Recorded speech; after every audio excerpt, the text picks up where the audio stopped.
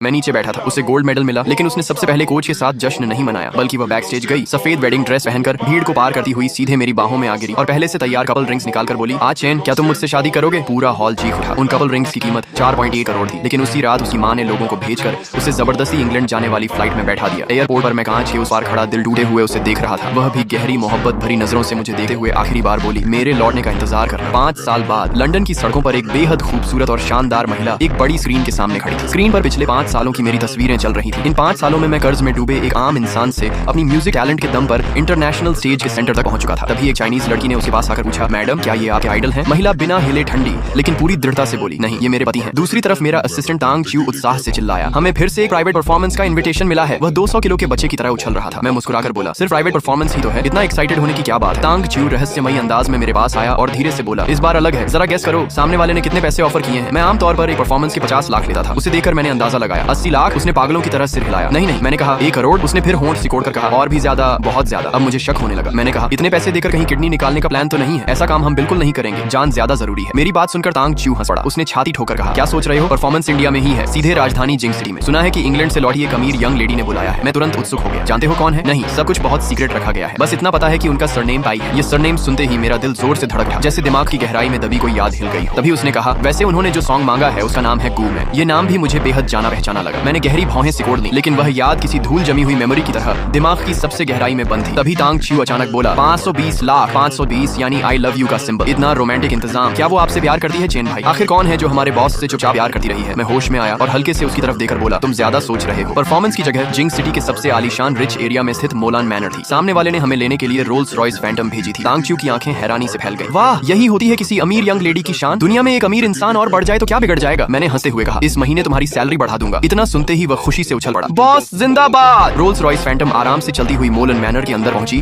और एक ऐसे शानदार पैलेस जैसे एस्टेट के सामने रुकी जिसका अंत नजर ही नहीं आ रहा था। हर कोना इतना शानदार और महंगा था कि वहां से पैसों की चमक साफ महसूस हो रही थी। मैं मन ही मन हैरान था, आखिर ये कौन सी यंग लेडी है जो इतनी अमीर है? बटलर और सर्वेंट्स पहले से दरवाजे पर सम्मान के साथ खड़े इंतजार कर रहे थे। मिस्टर जियांग, आइए। मैंने हल्का सा सिर हिलाया, लेकिन दिल में एक अजीब सी फीलिंग उठ रही थी। अंदर पहुंचने पर बटलर मुझे ड्रेसिंग रूम में ले गया। एक सर्वेंट ने मुझे कपड़े दिए। मैंने देखा तो वह हानतांग स्टाइल की ट्रेडिशनल चाइनीज ड्रेस थी। बटलर बोला, पहले आप कपड़े बदल लीजिए, थोड़ी देर में कोई आकर आपका मेकअप और स्टाइलिंग करेगा। मैंने शिष्टता से कहा, ठीक है, धन्यवाद। मैंने जल्दी से कपड़े बदल लिए। उनका साइज बिल्कुल परफेक्ट